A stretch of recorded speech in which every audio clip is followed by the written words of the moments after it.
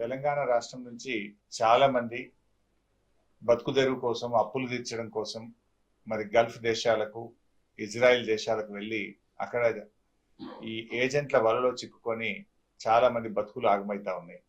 అలాంటి 12 మంది తమ్ముళ్ళు, ముఖ్యంగా కామారెడ్డి, నిర్మల్, నిజామాబాద్, మెదక్, సిద్దిపేట్, కరీంనగర్, జగిత్యాల్ తదితర జిల్లాల నుంచి మరి వెళ్ళి అక్కడ ఎంతో ఇబ్బందులు పడుతూ, తిండి తిప్పలు లేక, బీపీ, షుగర్లు, రకరకాల వ్యాధులతో సతమతమవుతూ రాష్ట్ర ప్రభుత్వానికి, కేంద్ర ప్రభుత్వానికి ఎన్నిసార్లు మొరబెట్టుకున్నా రెండు ప్రభుత్వాలు కూడా స్పందించలేదు. కానీ ఈరోజు బీఆర్ఎస్ పార్టీ తరఫున జోర్డాన్లో చిక్కుకున్న ఈ 12 మంది తమ్ముళ్లను బీఆర్ఎస్ పార్టీ తరఫున ఈరోజు పెనాల్టీ కట్టి తిరిగి స్వదేశానికి తీసుకురావడం జరిగింది.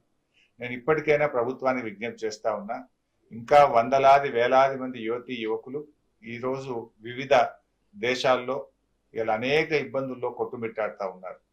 పిల్లలు చెప్తా ఉన్నారు, జోర్డాన్లో ఇండియన్ ఎంబసీ ఆఫీస్కు ఎన్నిసార్లు మొరబెట్టుకున్నా స్పందన రాలేదు అని. రాష్ట్ర ప్రభుత్వానికి ఎన్ని విజ్ఞప్తులు చేసినా ఇవాళ రాష్ట్రంలో ఉండే ప్రభుత్వం కూడా స్పందించలేదు అని ఆ పిల్లలు వాపోతా ఉన్నారు. ఇవాళ ప్రభుత్వాలు మన పిల్లల్ని మనం కాపాడుకోవడం మీ బాధ్యత. ఇవాళ రెండు ప్రభుత్వాలు మొద్దు నిద్రపోతే బీఆర్ఎస్ పార్టీ ఈ 12 మంది పిల్లల్ని కాపాడి స్వదేశానికి తీసుకురావడం జరిగింది. సో ఈ 12 మంది గురించి కాదు నేను ఆలోచిస్తున్నది, ఈ 12 మందే కాదు, ఇంకా చాలా మంది పిల్లలు అక్కడ చిక్కుకొని ఉన్నారు. ఇప్పటికైనా రాష్ట్ర ప్రభుత్వము, ఇటు కేంద్ర ప్రభుత్వం స్పందించి ఇలాంటి పిల్లలు, కష్టాల్లో ఉన్నటువంటి భారతీయులను, తెలంగాణ బిడ్డలను తిరిగి స్వదేశానికి తీసుకొచ్చేటువంటి బాధ్యతను, చర్యలు తక్షణమే తీసుకోవాలని చెప్పి నేను రాష్ట్ర కేంద్ర ప్రభుత్వాలను డిమాండ్ చేస్తా ఉన్నా. ఇవాళ రేవంత్ రెడ్డి చాలా మాటలు చెప్పాడు ఎన్నికల ముందు. గల్ఫ్ సంక్షేమ బోర్డు పెడతానని, వాళ్ళ కోసం ప్రత్యేక పాలసీ తీసుకొస్తామని, నిధులు పెడతామని చెప్పారు. 2 సంవత్సరాలైనా రేవంత్ రెడ్డి నుంచి స్పందనే లేదు. ఆయన మాటలకు ఎక్కువైపోయింది తప్ప ఏ ఒక్కటి కూడా ఇచ్చిన హామీలు ఇవాళ నెరవేర్చేటువంటి పరిస్థితి కనబడతలేదు.